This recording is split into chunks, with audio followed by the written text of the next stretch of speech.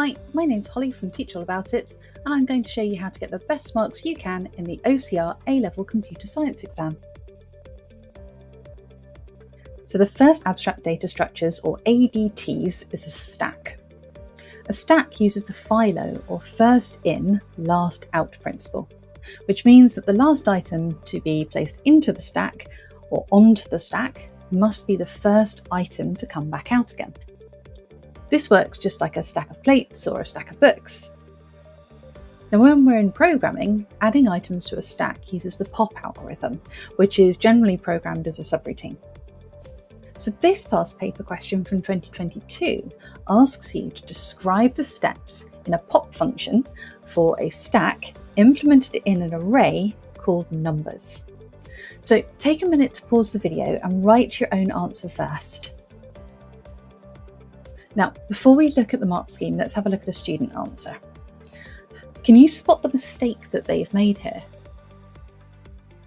So they've correctly checked for an empty stack, and then they return an error value of -1 if the stack is empty.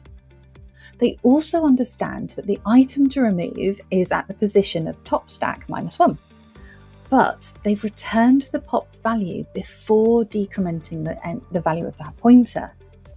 Now, this is a problem because a return in a function stops any further lines from running, and this means that the value of top stack will actually never be changed because the return will prevent that line from running. The mark scheme for this question shows each step of the process, and it's worth noticing the ellipses for the second mark point.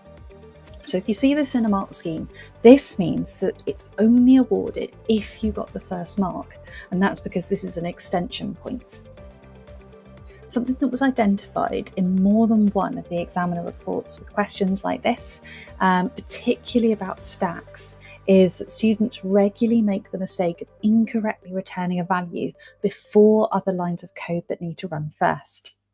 So in the mark scheme, the third point is only awarded if your return is in the right order. So you are decrementing first and then returning the value. So it's worth having a look at some of your practice exams just to make sure that you understand how those return values are affecting your functions. And if you found this video helpful, you'll find more on my channel, or you can join me for some live revisions